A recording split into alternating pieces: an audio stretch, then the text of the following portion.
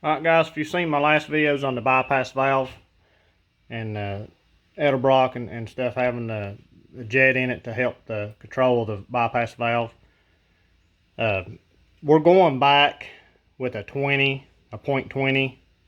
It had a 15 in it from the factory and the vacuum line to help control how quick it responds and stuff. And I've played around with it. I've done it without the jet in it. I've had a 51 in it for a few weeks and I played around with it at the track. I've just been fighting traction so bad, and the drivability, it was even worse. I mean, it's don't matter how much light of a throttle you give it. If you're either a quarter throttle or wide open, I mean, it's spinning the tires from a stop. It doesn't matter how much throttle you give it, because it shuts that bypass valve so fast, and it's making 5 to 7 pound right off the hit. It's just almost undrivable. It's crazy. But after doing a lot more research and stuff, turns out there's other supercharger companies that does the same thing. Just like Magnuson, they do the same thing on their 2300s at least. I don't know about the 2650, but the 2300s, they do the same thing. They put Magnuson actually made one specifically, a restrictor or a jet they call them. They don't use a specific nitrous jet. They use one that they've actually machined that is flat and stuff on a Magnuson. But the Edelbrocks, they use like a nitrous jet. But I'm gonna go back and put a 20 in it. I had a 15 before. I think a 20 would be perfect. So, but just like I said, with it all the way out, the drivability is just stupid. I mean, you can't even hardly drive it. Then with the 51 in it, it's a touch better. But still yet, I mean, it's shocking the tires so hard, even at the track with prep and stuff down. I can't even get no traction. But it's a hit and miss. Sometimes I'll get a decent pass, sometimes I won't. But a better tire would help. But still yet, just the way it's doing, it's just aggravating. So I'm going back with a 20 and leave it alone. So, let's see here. Here's the 51 that I had in it. It's a 20.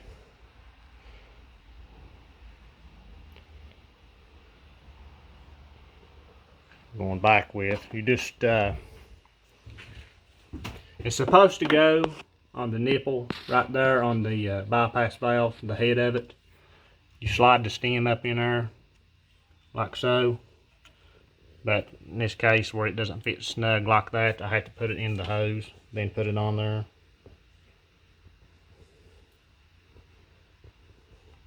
In the hose in like that, and then push it on the nipple straight up. Just be careful.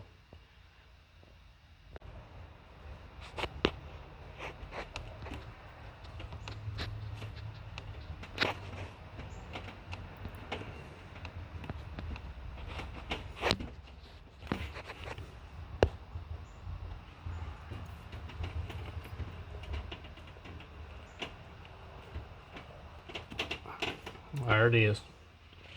I can get a dig here. We'll ease into it. Ease in it.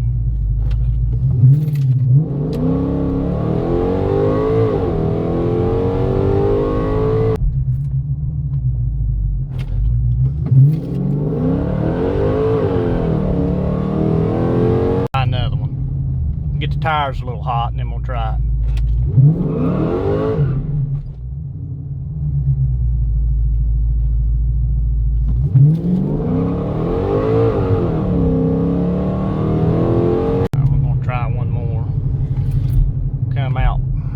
Try to come out by half or around half throttle.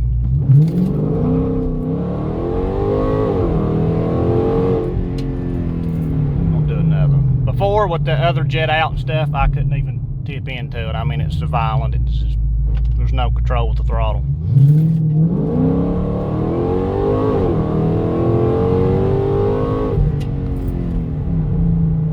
I'm easing into it from a dead stop. I'm not smacking it up. Now this is on the street. Now it's track, it would dead hook like it was before.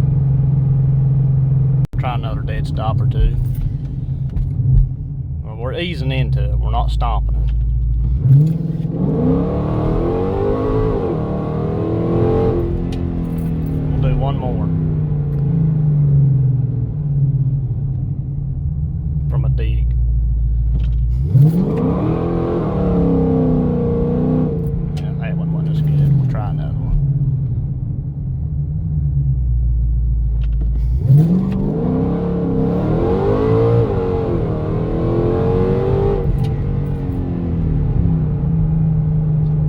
I want from second gear. It's locked in second gear. It'll shift in second. It's this first gear I had to shift.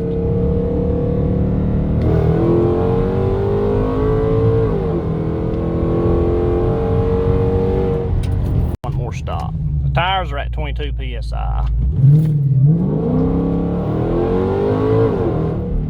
Alright, as you guys can see, I don't think I've done a video with it out before. I can't remember, but it's a lot more throttle control now. Before, with the jet and stuff out, it was just crazy. I mean, it don't matter if you gave it a quarter throttle, half throttle, full throttle, it did not matter. It was shutting that valve and making tons of boost right off a hit, and it was just wasn't letting you have no throttle control at all. It was just either on or off. There was no in between. It was on or off.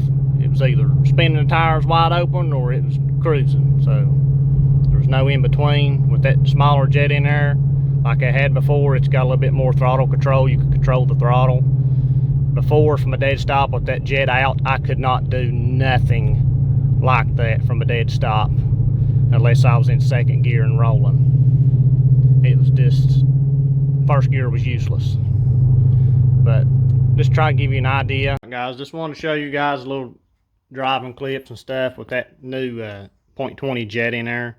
Like I said, factory, it had a .15 in it. They do that for drivability on these bypass valves. They are two different bypass valves for the Edelbrock kits. My kit is a competition kit / tuner kit, but Edelbrock calls them competition kits.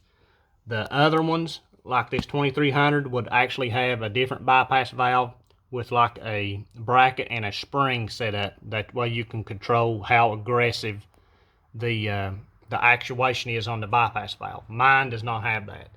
It has the competition bypass valve. That is why they put that smaller jet inside this vacuum line, to help drivability, which I've been told by other shops and stuff when I was calling around looking for the best price on the Edelbrock Superchargers and whatever, that they don't care for the drivability on them. Which just this drivability on this Edelbrock's not the best, but I'm not that picky. And plus, I got it because I got a smoking deal on it. I would have rather got a Maggie or a Whipple, but I'm impressed with this little blower so far, and we're going to get ready to turn it up here pretty soon, some more. But back to the bypass valve stuff. Like I said in the beginning of the video, I took it out. In some of my other videos that you've seen, I took that 15 out. I've tried it with no restrictor / nitrous jet in the vacuum line at all. And I had to wind up putting a 51 in it just to barely tame it down. The wide open throttle and stuff was still the same. It barely made a difference. Cause just driving normal, trying to pull out from a red light or something, I mean, it's spinning tires. I mean, you had to tippy toe the throttle. It was just ridiculous and aggravating. So I wound up ordering a 0.20 size nitrous jet, and that's what's in it now. And that's what you'll see in this video. And that seems to be the happy medium. Because even at the track and stuff, I mean, I couldn't, I just fighting to get traction. Then when I had to baby it so much out of the hole, it would just kill my ET. And only 2 times I got to hook it out of probably, I don't know, maybe 10 passes or so. I only got it to hook twice. When I had the 51 jet in it. It did get a better 60 foot, but my overall ET was pretty much the same. But just like I said, it was just almost undrivable with that in there. It was just crazy. So I decided to put the .20 back in, and that slows the actuation down just barely to help drivability and stuff, because it didn't matter when that jet and stuff was out. It didn't matter if you give it a quarter throttle, less than a quarter, half throttle, full throttle, trying to pull out. I mean, if it was a quarter throttle, it was spinning. I mean, it's just, there's no in between. You couldn't even feather the throttle. It was so sensitive. That's how it was. I mean, there was nothing you could do. The only way I could get it to hook on the street was the second gear roll. I couldn't do anything first. It didn't matter how little or more or whatever I pushed the gas. It didn't matter with that jet out. So as you've seen, I went back with that. In this video, you see it's got more. You've got more throttle control. You can control it better. So that's what I'm gonna leave in it. And I'm not going to fool with that no more. So I made that one video and seen that and figured I'd try it out for a couple weeks. I've tried it out. It's good and bad. I mean, it hits harder, but it hits so hard and you have no throttle control now that you can't do nothing with it. So I put that back in there, and pretty soon I'm getting ready to swap the pulling stuff, go back to my tuner, and we're hoping to make 700 wheel. We'll see how that goes. But for now, that is all for this video. Like, share, and subscribe. Thanks.